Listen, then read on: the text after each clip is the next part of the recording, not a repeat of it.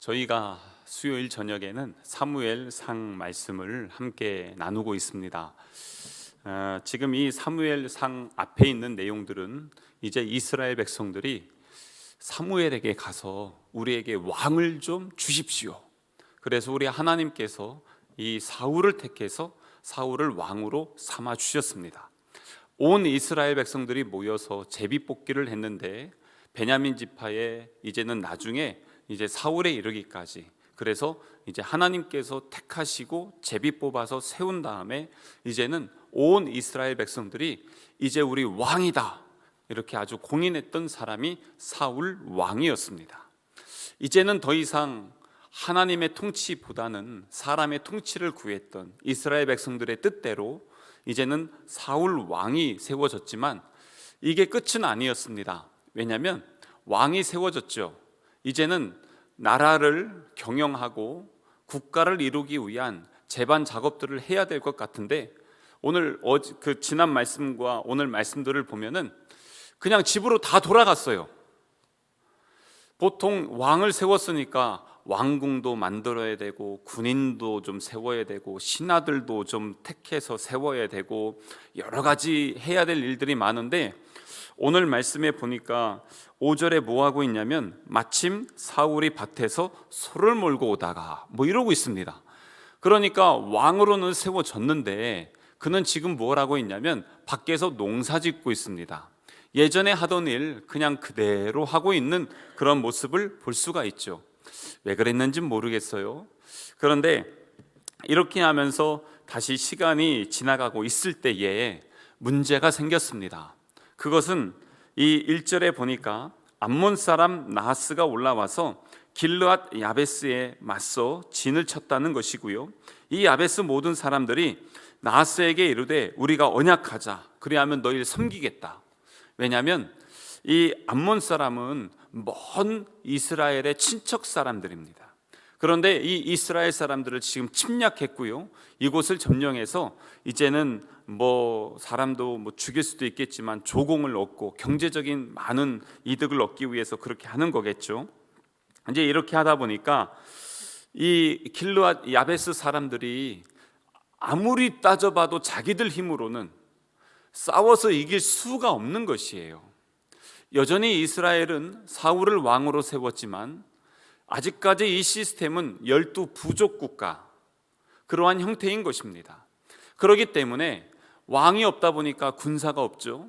길르앗 야베스 사람들은 어디냐면 지역이 요단강을 기준으로 해서 다 이스라엘 대부분 사람들은 서쪽에 있는데 이 사람들은 동쪽에 있어요.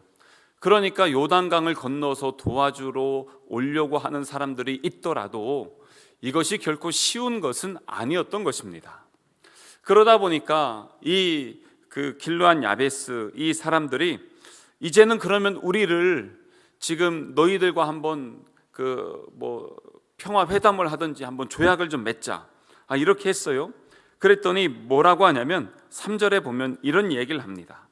야베스 장로들이 그에게 이르되 우리에게 이레 동안 말미를 주어 우리가 이스라엘 온 지역에 전령들을 보내게 하라. 만일 우리를 구원할 자가 없으면 내게 나아가리라. 그렇게 하면서 지금 일주일 동안 시간을 좀 달라고 요청하고 있는 것입니다. 만약에 그러지 않으면 지금 2절에 보면은 암몬 사람 나하스가 너희들 우리랑 언약을 맺으려면 다 눈 하나씩 뽑아라, 지금 그러는 겁니다. 아니, 생눈 뽑는다는 게 상상이 되십니까? 저는 그게 상상이 안 되거든요. 근데 옛날 영화나 그 고대 사람들 살아가는 삶이나 전쟁이나 이런 걸 보면 요즘보다도 아주 엄청 잔인한 걸 볼 수가 있어요. 너무너무 잔인하더라고요. 그런데 보통 그냥 언약 하나 맺는데도 니들 눈 하나씩 다 뽑고 와, 이런 식이니까 지금 이 사람들이 이 이야기를 듣고 4절에 보니까 이 전령들이 사울이 사는 기브아에 이르러 이 말을 백성에게 전하매 모든 백성이 소리를 높여 울더니라고 나와 있어요. 지금 울 게 아니라 지금 군사들 모아서 싸우러 나가야 되는데 이스라엘 나라 자기들이 원하는 왕을 세우긴 했지만 여전히 연약한 모습을 보이고 있는 것을 이 4절 말씀을 통해서 알 수가 있습니다. 그런데 왜 이런 상황들이 되었을까? 그런데 오늘 말씀의 또 제목을 보면 말씀의 제목이 뭡니까? 사울의 첫 승리입니다. 그러니까 이스라엘 백성들이 요구한 왕 사울이 오늘 이 말씀은 첫 번째 전쟁을 하는 것입니다. 그래서 이 사울이 첫 번째 전쟁과 그리고 나서 나중에 마지막 전쟁에서 그가 죽을 때까지 계속해서 이스라엘에는 전쟁이 있는데 아무래도 첫 단추를 잘 꿰는 것이 뒤에까지도 참 좋지 않겠습니까? 그렇기 때문에 오늘 전쟁을 하는 이 양상들과 과정들을 보면은 하나님께서 그 사람을 세우시고 어떻게 그 사람에게 승리를 주시는지 그것을 오늘 이 말씀을 통해서 우리가 볼 수가 있는 것입니다. 먼저는 우리 하나님께서 이 사울을 왕으로 세웠지만 아까 말씀드린 것처럼 사울은 자기 집으로 돌아가서 농사 짓고 있어요. 이게 지금 왕이 할 일입니까? 그냥 저 개인적으로 그 예전에 한번 말씀드렸던 것처럼 거룩한 상상력을 한번 동원을 해봤어요. 왕이 됐는데 왜 집에 돌아갔을까? 그냥 두 가지 이유가 있을 수 있습니다. 하나는 뭐냐면 그가 소심해서 그렇습니다. 나는 왕이 될 자격도 없는 것 같고 여전히 소심한 사람인데 하나님이 나를 왕으로 세웠지만 나는 아직까지 자격도 없고 조건도 안 되는 것 같아. 게다가 우리는 베냐민 지파 아니냐? 12지파 중에 가장 작은 지파. 내가 왕궁을 세운다고 해도, 내가 군사를 모은다고 해도, 세금을 걷는다고 해도 사람들이 날 잘 따라줄까? 아마 이런 고민을 하게 된다면 주저할 것들이 참 많은 것입니다. 그렇기 때문에 그럴 수 있어요. 또 하나는 뭐냐면 지금 내가 서두르지 않더라도 하나님께서 하나님의 때에 하나님의 방법으로 이 일들을 하나하나 이루어 가실 것이다 라고 하면서 하나님 앞에 맡겨드리고 때를 기다리는 것은 아닐까 하는 그러한 저 나름의 두 가지 거룩한 상상력을 가지고 한번 말씀을 보았어요. 그냥 말씀 볼 때 이런 식으로 한번 보시면 좋아요. 여러 가지 것들 제가 전에도 한번 말씀드렸지만 그 거룩한 상상력을 동원하게 되면 그 성경의 현장으로 내가 한번 들어가 봅니다. 사울의 옆에 있어서 같이 농사도 져보고요. 그럼 말도 한번 걸어봐요. 너 왜 여기 있냐 지금? 네가 지금 이러면 되냐? 이러면서 한번 말도 걸어보고 또 주변에 기다리고 있는 사람들 사무엘 옆에 가가지고 아니 쟤는 왕으로 세워졌는데 기름 부음 받은 당신은 왜 쟤를 지금 농사 짓는데 내버려 두고 있냐? 지금 이게 맞는 거냐? 뭐 이런 식으로 해보기도 하고요. 또 길르한 야베스 사람들이 있어요. 아니 하루아침에 갑자기 이 주변에 있는 사람들이 쳐들어오더니 눈 하나씩 다 뽑으라는 겁니다. 여러분 일주일 말미를 주고 일주일 안에 답이 없으면 내 눈 뽑아가지고 가야 된다는 한번 생각을 해보세요. 그 사람이 바로 나라면 여러분 이 말씀이 나랑 상관없는 말씀이 아니라 아주 현장감 있는 말씀이 되는 것이에요. 그러는 비참한 상황 속에서 나는 그럼 어떤 존재로 있을까라는 것이죠. 많은 선택을 할 수가 있어요. 먼저는 인본주의적으로, 그리고 이제 이성적으로, 합리적으로 여러 가지 것들을 따져가면서 계산을 하면서 전투력도 한번 비교해보고 상황과 환경 나에게 도움이 될 사람들은 누가 있을까? 그렇게 하면서 상상도 해보고 또 하나는 내가 지금 하나님의 백성으로 이 자리에서 해야 될 것이 무엇인가? 이것들도 한번 상상을 해보면서 그러면 내 신앙의 자리는 어디에 있는지를 한번 살펴보는 거죠. 이렇게 하면서 말씀을 보다 보면 말씀 하나하나가 참 이렇게 생동감이 있고 살아있으면서도 참 재밌게 다가오는 것입니다. 그렇게 하면서 이 말씀을 더 한번 보세요. 아니 답답하지 않습니까? 5절에 다시 한번 보시면 사울이 밭에서 소를 몰고 있어요. 참 제가 볼 땐 직무유기인 것 같아요. 하나님이 지금 사명 주셨잖아요. 너는 이스라엘의 왕이다. 그리고 너는 이제 왕의 사명을 감당해야 된다. 그러는데 지금 자기 집에서 그냥 농사 짓고 있는다고 치면 기름 부음 받은 사람이나 기름 부은 분이나 얼마나 답답하겠습니까? 그런데 이게 언제 이렇게 그가 세워지게 됩니까? 전쟁을 통해서 그렇습니다. 위기의 영웅이 나타나듯 이러한 소식이 온 이스라엘에 퍼지게 되었습니다. 이제 일주일 후면 이 길르앗 야베스 사람들은 다 오른쪽 눈을 뽑고 평생 노예처럼 조공 바치며 살아갈 수밖에 없는 것이죠. 그런데 같은 이스라엘 사람이잖아요. 내버려둘 수 있겠습니까? 그런데 어찌할 바를 모르니까 4절에 보니까 자기들끼리 그 소식 듣고 엉엉 그냥 울고만 있는 것이에요. 하나님의 백성들이 이렇게 무기력하게 있어요. 안타깝죠. 밖에서 보면 답답한 사람들 같은데 안에 들어가서 그들이 내가 돼봐요. 근데 내가 아무 힘도 없고 능력도 없어요. 저들과 함께 싸울 수 있는 무기도 없다고 쳐봐요. 그럼 참 답답한 노릇 아니겠습니까? 근데 우리 주변에 보면 그러신 분들이 있습니다. 어떤 분하고 한번 통화를 했어요. 그랬더니 뭐라고 하냐면 전화가 와서 혼자 있는다는 게, 아무도 도와줄 사람이 없다는 게 얼마나 큰 아픔인지 경험하게 되었습니다 라는 얘기를 하시더라고요. 가족이 많건 적건 그게 문제가 아니고요, 진짜 어려움을 당했는데 나를 도와주고 내 말을 들어주고 나를 이해해주고 그리고 내 옆에 있어줄 사람이 없다는 게 너무너무 힘들었다는 거예요. 맞아, 그럴 수 있구나. 지금 이 사울이 왜 이러고 있는지 모르겠지만, 그런데 이게 이제는 역전이 되는 첫 스타트가 뭐가 되냐면 이 6절을 한번 보시겠어요? 사울이 이 말을 들을 때에 하나님의 영에게 크게 감동이 되었다는 것입니다. 무엇입니까? 하나님의 영에게 감동됐다는 것은 하나님께서 성령을 부어 주셨다는 것입니다. 그런데 이게 바로 그때예요. 어느 때입니까? 바로 이 전쟁이 일어남으로 인해서 하나님이 사울을 쓰실 때가 된 것입니다. 때가 됐기 때문에 하나님께서 그에게 그 소식이 들려지게 하고 그에게 성령의 감동을 주어서 전쟁에 나가게 하시는 것입니다. 누구에게나 이 때가 참 중요하더라고요. 제가 지난주 월화 수요일에 총동문대회를 갔어요. 첫날 저녁에 저희 그 친한 목사님들 한 7, 8명이 모여서 밤늦게 그동안에 만나지 못했으니까 오랜만에 만나서 교제를 하게 되었습니다. 그런데 있죠, 어느 한 목사님이 제 동기인데 너무 변해서 온 거예요. 깜짝 놀랐어요. 말끝마다 하나님이요? 계속 조금 있으면 하나님이요? 조금 있으면 하나님이 다신다니까? 막 계속 이러는 거예요. 제가 그래서 깜짝 놀랐어요. 야, 내가 네 과거를 아는데 너 어떻게 그렇게 변했냐?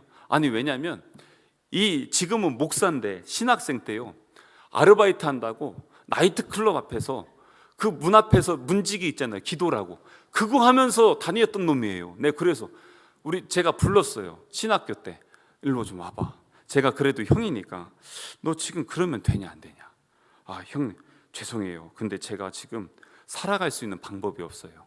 네가 살아갈 수 있는 방법이 있건 없건 하나님 앞에 그렇게 드렸는데 네 삶을 들여서 신학교까지 와서, 그리고 그 친구가 다녔던 모 교회가 우리 성결교회에서 세 손가락 안에 드는 큰 교회예요. 지원도 나와요. 근데 네가 왜 그러고 있냐? 그런데 보니까 이놈의 마음에 무엇이 있냐면 그 정욕이라는 것이 있는 것이죠. 그러니까 그러고 다녔던 거예요. 내가 그래서 제가 나중에 목사나 될까 그러고 있었는데, 보니까 이제 목사도 되더니 좀 나중에 보니까 유학도 갔다 와요. 유학도 갔다 와서 부목사를 하더니 어느 하여튼 한 교회 부임한다고 연락이 왔어요. 그런 얘기 하는 거예요. 저는요, 그 교회에 대한 정보를 정말 아무것도 모르고 갔어요. 그러는 거예요. 교회가요, 상황이 기가 막혔던 거예요. 성도들 다 빠져나가고 상처 입은 성도들만 몇 명 남았는데 이 성도들을 추스리느라고 얼마나 애를 썼는지 몰라요. 그랬는데 그 동네가 갑자기 이제 재개발이 들어갔어요. 그러면서 이 교회가 이제 마지막까지 버티면서 이제는 그 업자들하고 그 보상에 대한 것들 때문에 법정 다툼까지 가게 됐는데, 이제 이 변하게 된 계기가 그거예요. 성도들이 목사님이 우리 책임지실 겁니까? 빨리 합의하고 끝내고 빨리 이렇게 정리해야지. 왜 목사님이 그렇게 하냐고 막 그러면서 성도들까지 막 달려드는데, 매일 기도하고 기도해봐도 하나님의 사인이 아니고 답이 아닌 거예요. 그래서 성도님들 조금만 한번 기다려 봅시다. 근데 상대편 그 변호인단이 누구냐면, 한번 들어보셨습니까? 김앤장이라고? 아시는 분은 아십니다. 김앤장이라고 우리나라에서 가장 큰 법조계에 가장 그 힘이 센 그쪽 사람들과 붙어서 조그만 교회가 붙은 거예요. 게임이 안 돼요. 말 표현으로 그러더라고요. 그 사람들은 워낙 베테랑이라 우리를 손 위에 올려놓고 쪼물락쪼물락 하는데, 아주 그냥 여기 터지고 저기 터지고, 얼마나 비참하게 굴었다가 우리를 살짝 들었다가 내팽개쳤다가 아주 갖고 노는지 정신도 못 차리겠다는 거예요. 그런데 마지막에 그 얘기하는 거예요.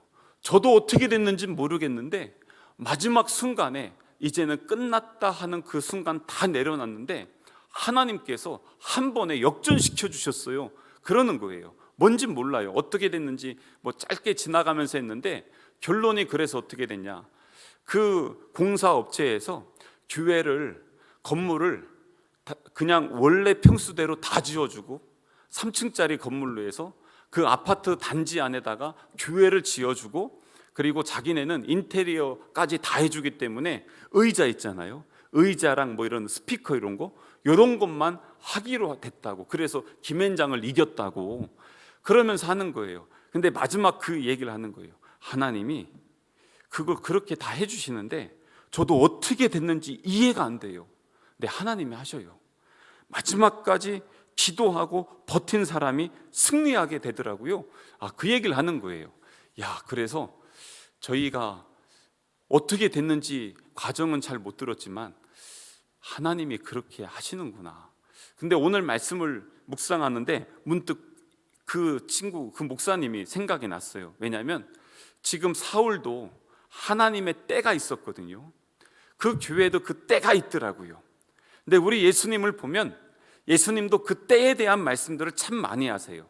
예루살렘에 올라갈 때가 됐어요. 근데 예수님 뭐라고 하냐면, 애들아, 아직 내 때가 아닌 것 같아, 이러세요. 그 요한복음 7장 8절에 보면 이렇게 말씀해요. 너희는 명절에 올라가라. 나는 내 때가 아직 차지 못하였으니 이 명절에 아직 올라가지 아니하노라. 그러니까 예수님이 사명을 감당하고 십자가를 지실 때가 아니기 때문에 이 명절에 내가 올라가지 않겠다, 지금 그 말씀하시는 거예요. 그러니까 우리 예수님도 그 때를 기다리고 그 때를 준비하고 계셨던 겁니다. 그리고 그때에 십자가를 지시고 우리를 향한 구원을 완성해 주신 것이죠. 부활하신 우리 예수님께서 또 제자들에게 뭐라고 하냐면, 기다려, 그리고 기도해, 그러면 성령이 임할 것이다. 뭐냐면 주님의 성령이 기름 부음 받을 때가 있다는 것이에요. 그때에 기다렸던 그 제자들이 바로 성령의 충만함을 받고 초대교회가 생기는 것입니다. 때가 있더라고요. 그러고 보니까 이스라엘 백성들도 광야에서 어땠습니까? 우리 주님께서 구름 기둥이 쫙 뜨면 텐트 걷을 때다 이러면서 텐트 걷잖아요. 그리고 가는 거예요. 이동할 때가 있고 멈출 때가 있었어요. 그 때가 있더라고요. 지금 이 사울은 이제는 분연히 일어나서 이스라엘의 기름 부음 받은 왕으로 사명을 감당할 때가 된 것입니다. 그 때가 있는 것이죠.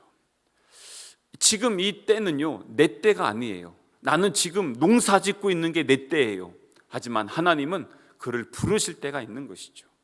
성경의 수많은 사람들은 이렇게 하나님께 부르심을 받았어요. 모세도 어떻습니까? 자기의 때는 나이 40이라고 생각했던 이집트 왕자로서 권세가 있을 때였습니다. 하지만 우리 하나님은 그가 광야 40년을 보내고 나이 80이 되어서 아무 힘도 능력도 없을 그때에 그를 불러주셨던 것입니다. 그래서 우리의 때와 하나님의 때는 다르다. 나의 시간과 하나님의 시간은 다르다. 이것을 지금 이 사울과 믿음의 사람들을 통해서 우리에게 말씀해 주는 것입니다.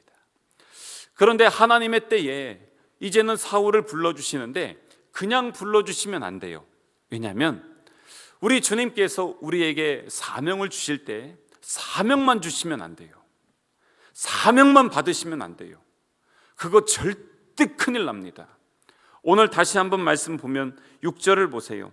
사울이 이 말을 들을 때에, 그때에 하나님의 영이 크게 감동됨에 그의 노가 크게 일어났다는 것입니다. 무엇이요? 하나님의 영이 감동되었다는 것입니다. 앞에 보면 이 말을 들을 때 하나님이 그를 부를 때죠. 사명을 주셨어요. 왕으로서의 사명을 받았습니다. 그런데 왕으로만 되는 것이 아니라 무엇이 있어야 됩니까? 하나님이 함께 하셔야 됩니다. 하나님이 함께 하시는 것이 어떻게 드러납니까? 바로 성령이 임재하여 주시는 것입니다. 지난주에 우리가 임직자들을 세웠어요. 직분은 받았는데, 사명은 받았는데 성령을 받지 못했다.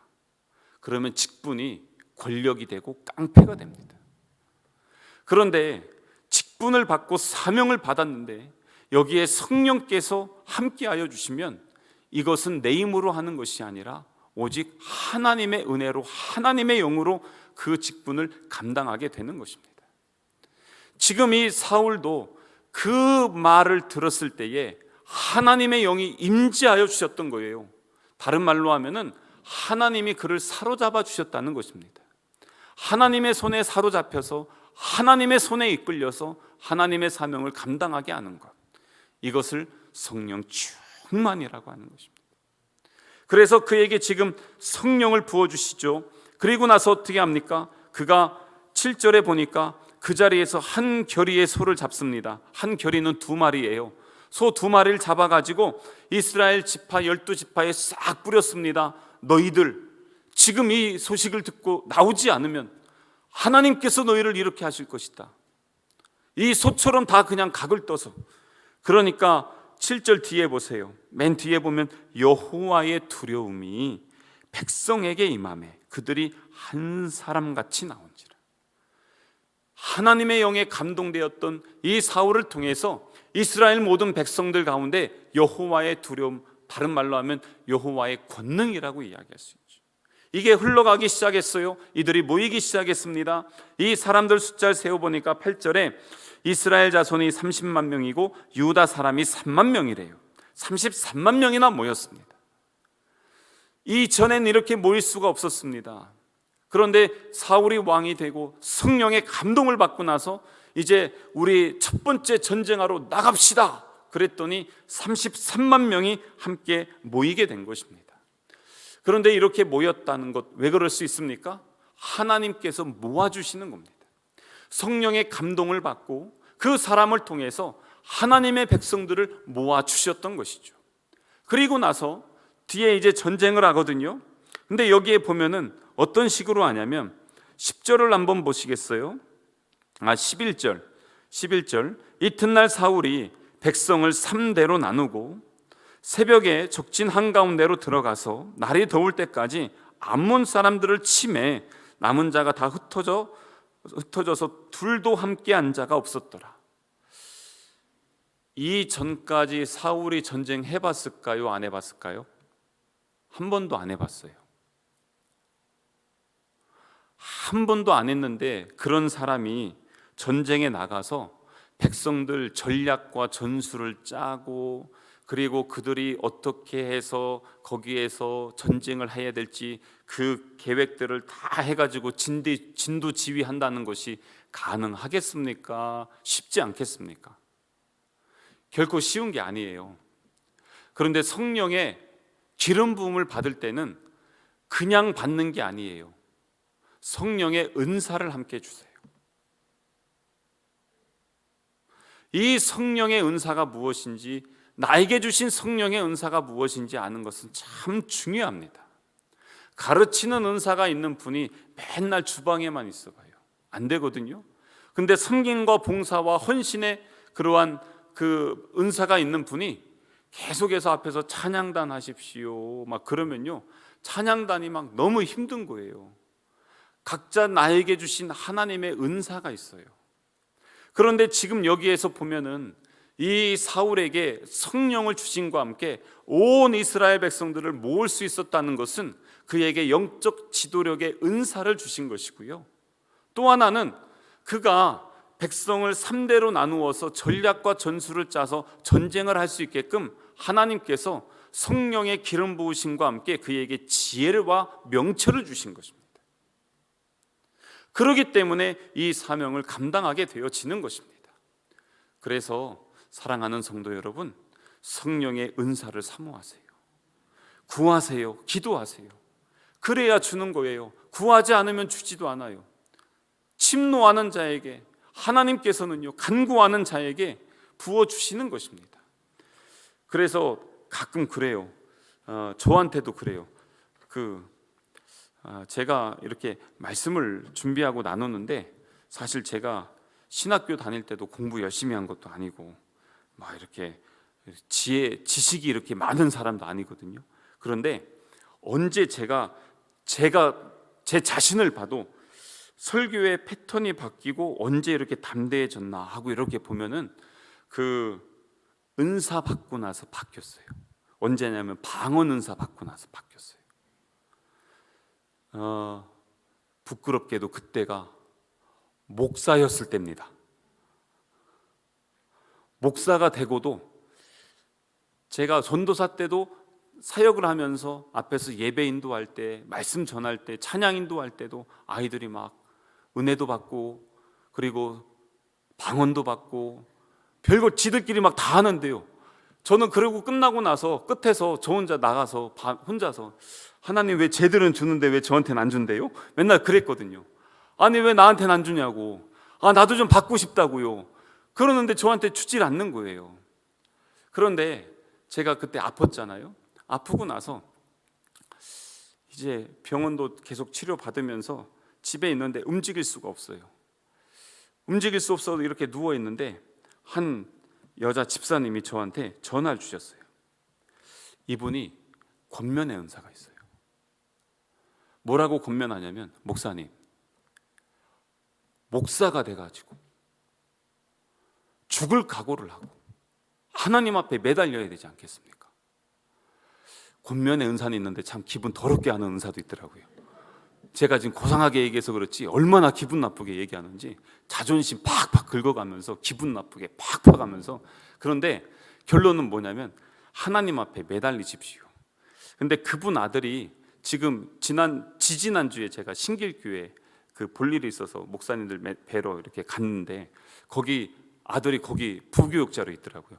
야, 만나서 반갑다고 막 이렇게 하고 왔는데 그 권면을 받고 나서 제가 문을 잠가버리고 혼자 그래 뭐 어차피 뭐 사나 죽으나 하나님 앞에 드렸는데 하면서 기도하려고 하는 순간에 방언이 그때 나왔어요. 근데 그리고 나서부터 그냥 제가 하는 언어, 어휘 그리고 하는 게 예전하고 달라진 것을 제 주변 사람들이 알아요. 완전히 달라졌대요. 그때로. 그래서 그 다음부터는 그래요. 앞에서 제가 늘 가끔 고백하지만 성령께서 함께하지 아니하시면 이 자리에 서도요 아무것도 못해요. 성령께서 붙잡아 주셔야 되고 성령께서 말씀해 주셔야지. 그래야 하는 것이잖아요. 그래서 늘 구하고 기도해요. 예배가 없어요. 새벽 예배건 아니면 저녁 대예배건 많건 적건 간에 그게 아무 문제가 아니에요. 성령께서 함께 해주셔야 돼요. 사실 제일 어려운 설교가 몇 명이냐면 요 정도 설교예요. 왜냐하면 여러분들 한 분 한 분 반응이 그대로 다 보이잖아요. 제가 예배를 인도해 보니까 제일 쉬운 예배 인도가 몇 명이냐면 한 2,000명 정도, 1,000명 이상 넘어가면은요 진짜 편해요. 왜냐하면 회중이 안 보여요. 앞에 조명 막 빵빵 때려주죠. 여기 있는 사람들 보이지도 않아요. 저 혼자 그냥 막 하고 싶은 막 하다가 그냥 들어가면 돼요. 그런데 50명에서 한 400명 미만 정도 되는 사람들은 그 사람들 반응이 그대로 보이거든요. 그때가 가장 이렇게 긴장돼요. 그런데 성령께서 함께 해주시면 그냥 담대하게 해요. 이게 은사구나. 지금 이 하나님께서 사울에게 은사를 주신 것이에요. 그래서 이스라엘 백성들이 모였고 전쟁에 나갈 수 있었고 그래서 승리할 수 있었던 것입니다. 그러면 질문, 이 전쟁은 사울의 승리입니까? 하나님의 승리입니까? 이거 잊으면 안 돼요. 요거 잊으면 뭐가 되냐면 사이비가 되고 이단이 됩니다. 결국에 사람이 높아지느냐 하나님이 영광 받으시느냐입니다. 그래서 성령의 은사를 사모하고 성령께서 함께하여 주셔서 이기고 승리하는 데까지 갔다면 이것을 통해서 하나님께 영광 올려야 됩니다. 그것이 우리의 삶에서는 겸손과 온유함으로 드러나는 것이고 하나님의 영광이 나타날 때마다 그곳에는 하나님의 나라가 임하기 시작하는 것입니다. 그것을 한번 경험해 보시지 않겠습니까? 얼마나 행복한지 모릅니다. 그것 때문에 참 피곤하고 지칠 수도 있습니다. 전쟁이 쉬워요? 어려워요. 뒤에 보세요. 11절. 날이 더울 때까지 그 밤새 치면서 얼마나 많은 전쟁을 했습니까? 그렇게 했는데 그럼에도 불구하고 그들에게 절망이 있습니까? 고통이 있습니까? 앞에 4절을 보니까 다 울었잖아요. 지금은 어떻습니까? 기쁨과 감사함으로 하나님께 영광 올려드리고 있습니다. 그런데 이럴 때 이런 사람이 진짜 필요해요.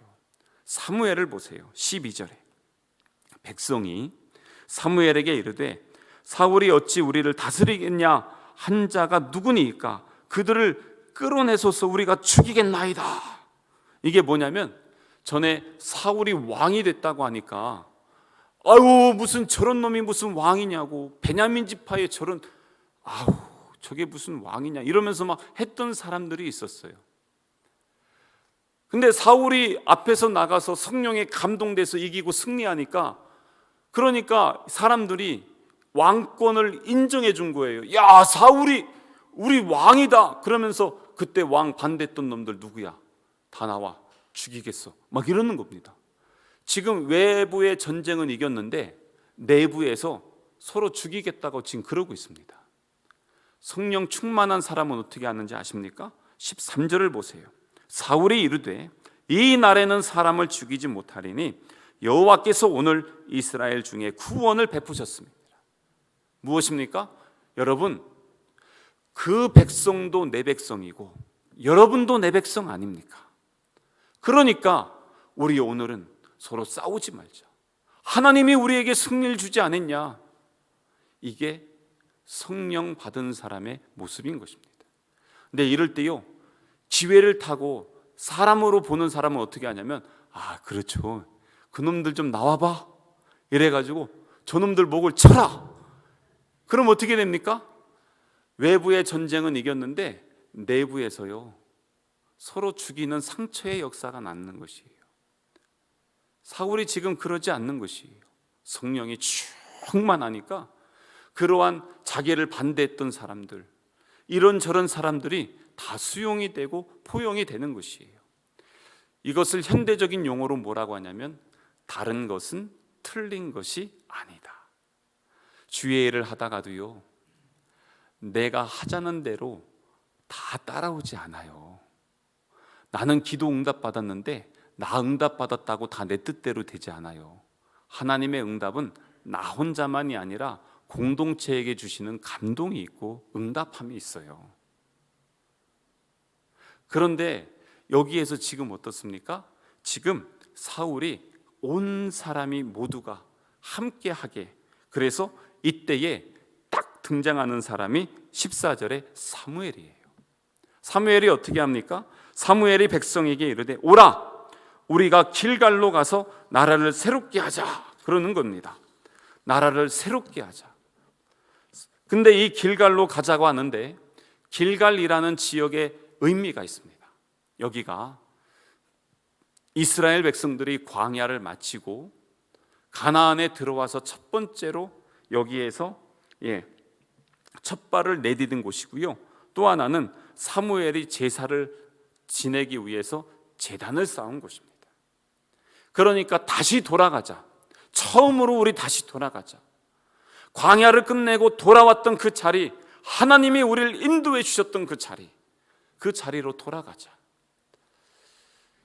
영적 지도자는 이런 사람인 것입니다. 하나님을 기억나게 하고 하나님께 향하게 하고 하나님께 영광 올려드리게 하는 것입니다. 그것은 저뿐만이 아니라 우리 직분자들의 사명인 것이에요. 저분을 보니까 하나님이 자꾸 생각나요. 저분과 대화를 하고 났더니 내 마음속에 그리스도의 향기가 들어와 있어요. 그게 바로 믿음의 사람들인 것이죠. 지금 사무엘은 그래서 온 이스라엘 백성들을 그쪽으로 데리고 가는 거예요. 그리고 그 자리에서 이제 뒤에 말씀 보세요. 15절, 모든 백성이 길갈로 가서 거기서 여호와 앞에서 사울을 왕으로 다시 삼아요. 진짜 이제는 왕이 된 거예요. 하나님의 영을 기름 부음 받고 그리고 전쟁에서 이기고 승리하고 이제 하나님께 영광 올려드리면서 길갈에서 여호와 앞에서 무엇을 드렸어요? 저 같으면 번제 드렸을 것 같은데 화목제를 드렸어요. 이게 뭐냐면 하나님과 우리 사이에 화목도 있지만 화목 제사는 그리고 나서 백성들끼리 함께 남은 재물을 갖다가 먹으면서 교제합니다. 방금 전에 뭐가 있었습니까? 사울 반대급 놈들 나와 다 죽이자 이러고 있었잖아요. 다 데리고 가서 우리 화목하자. 화목 제사를 드리고 밤새 고기 먹고 함께 교제하면서 거기서 뒤에 15절 끝에 크게 기뻐하니라. 우리 교회가 이와 같이 되기를 주님의 이름으로 축복합니다.